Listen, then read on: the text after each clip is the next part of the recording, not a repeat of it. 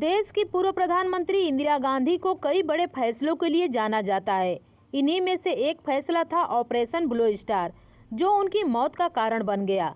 इसी के कारण 31 अक्टूबर 1984 को इंदिरा गांधी की उनके ही अंगरक्षकों ने हत्या कर दी, जिसके बाद शुरू हुआ सिख विरोधी दंगों में हजारों जानें चली गईं। जिसके बाद 6 जनवरी 1989 को प्रधानमंत्री की हत्या के दोषियों बॉडीगार्ड सतवंत सिंह और के हर सिंह को फांसी पर लटका दिया गया था। ऑपरेशन ब्लू स्टार की कहानी की न्यूज़ साल 1977 में पड़ गई थी, जब जनरल सिंह भिंडरावाले को सिखों की धर्म प्रचार की एक प्रमुख शाखा दमदमी टकसाल का जत्थेदार बनाया गया था। इसके बाद पंजाब की तत्कालीन राजनीति में जनरल सिंह बड़ा चेहरा बन गया। उसे पंजाब की राजनीति में मोहरा बनाया गया, पर वही मोहरा मुसीबत बन गया। वरिष्ठ पत्रकार कुलदीप नैयर की किताब beyond the line and autobiography, जिसमें उन्होंने लिखा है कि भिंडरावाले को मोहरा बनाने वालों को कतई अंदाजा नहीं था कि वह आतंकवाद का रास्ता अख्तियार कर लेगा, लेकिन उसने वो किया जिसका किसी को उम्मीद नहीं था। साल 1977 के आम चुनाव के साथ ही पंजाब में भी कांग्रेस को जबरदस्त हार का सामना करना पड़ा। प्रकाश सिंह बादल के नेतृत्व में अकाली दल ने पंजाब में सरकार बना ली, जिसके बाद इस हार से उबरने के लिए कांग्रेस ने भिंडरावाले का सहारा लिया और साल 1980 के चुनाव में इंदिरा गांधी को देश भर में जीत के साथ पंजाब विधानसभा चुनाव में भी कांग्रेस को जीत हासिल हुई।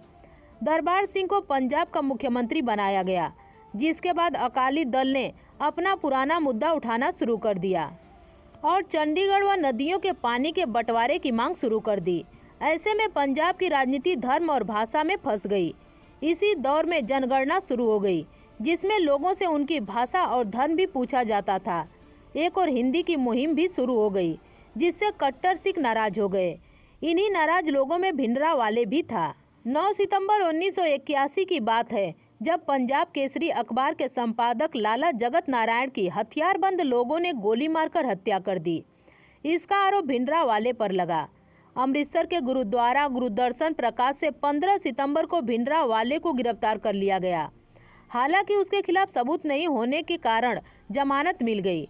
इसी बीच पंजाब को एक अलग देश के रूप में मान्यता देने की मांग ने जोर पकड़ लिया। उधर अपनी गिरफ्तारी से नाराज भिंडरावाले ने दिल्ली में नवंबर से दिसंबर 1982 में आयोजित होने वाले एशियाड खेल का विरोध शुरू कर दिया।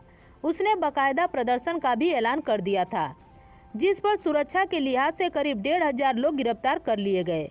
इस घटना ने सिखों का गुस्सा और बढ़ा दिया। भिंडरावाले ने इसका फायदा उठाया। उसके बढ़ते प्रभाव ने अकालियों को पंजाब में अलग थलग कर दिया। पंजाब में तत्कालीन डीआईजी रहे एएस अटवाल की स्वर्ण मंदिर की सीढ़ियों पर हत्या कर दी गई। उनका शव घंटों सीढ़ियों पर पड़ा रहा, जिसे उठाने की किसी ने हिम्मत तक नहीं की। खुद मुख्यमंत्री दरबार सिंह को शव हटाने के लिए भिंडरावाले से अपील करनी पड़ी। इस घटना के बाद तत्कालीन गृह मंत्री ज्ञानी जैल सिंह से प्रधानमंत्री इंदिरा गांधी ने स्वर्ण मंदिर के अंदर पुलिस भेजने के बारे में सलाह मांगी, तो उन्होंने मना कर दिया। इसी से भिंडरावाले के हौसले और भी बढ़ गए। पंजाब अब हिंसा की आग में बुरी तरह से जलने लगा था। 5 अक्टूबर 1983 को सिख कट्टरपंथियों ने कपूरथला से जालंधर जा रही एक बस को रोककर उसमें सवार हिंदू यात्रियों को मार डाला। इसके अगले दिन प्रधानमंत्री इंदिरा गांधी ने दरबार सिंह की सरकार बर्खास्त कर दी और पंजाब में राष्ट्रपति शासन लगा दिया। हालात तब भी नहीं बदले और पंजाब में हिंसा जारी रहा। भिंडरावाले को रोकने के लिए कोई सख्त कदम नहीं उठाए जाने से वह निरंकुश हो चला और 15 दिसंबर 1983 को हथियारबंद साथियों के साथ उसने स्वर्ण मंदिर में अकाल तख्त साहिब पर कब्जा कर लिया। इसका विरोध हुआ, जिसकी भिंडरावाले ने तनिक भी परवाह नहीं की।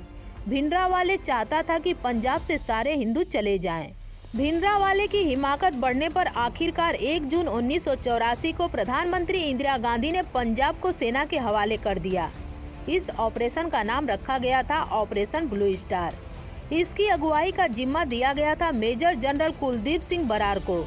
उनकी देखरेख में सेना की 9वीं डिवीजन स्वर्ण मंदिर की तरफ बढ़ चली और 3 जून को पत्रकारों को अमृतसर से बाहर कर दिया गया। पाकिस्तान सीमा को सील कर दी गई। स्वर्ण मंदिर परिसर से लोगों को बाहर आने के लिए कहा गया। हालांकि बार बार की अपील के बावजूद 5 जून को 7 बजे तक केवल 129 लोग ही बाहर आ पाए। इन लोगों ने बताया कि लोगों को बाहर आने से भिंडरावाले के साथ ही रोक रहे हैं। 5 जून 1984 की शाम को 7 बजे सेना की असली कार्रवाई शुरू हुई। रात में 10:30 बजे सेना के 20 कमांडो चुपचाप स्वर्ण मंदिर में घुसे। नाइट विजन चश्मे, M1 स्टील हेलमेट के साथ बुलेट प्रूफ जैकेट से लेस उन कमांडो के पास MP5 सब मशीन गन व AK-47 राइफलें थीं। इसके बाद रात भर सेना और भिंडरावाले के बीच गोलीबारी होती रही। 6 जून की सुबह तय किया गया कि आतंकवादियों को स्वर्ण मंदिर से निकालने के लिए टैंकों का सहारा लेना पड़ेगा और वैसा ही किया गया। 6 जून को भी सुबह से शाम तक गोलीबारी होती रही। देर रात सेना को जनरल सिंह भिंडरावाले का शव मिला।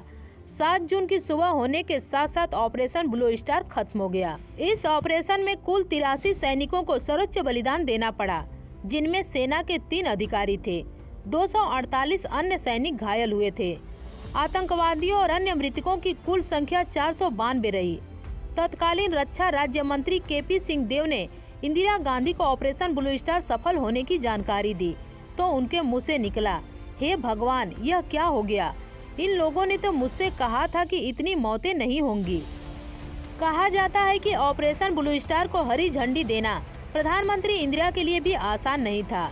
बहुत सोच विचार के बाद ही कम से कम जान माल के नुकसान के भरोसे पर ही इंदिरा गांधी ने सेना को यह आदेश दिया था।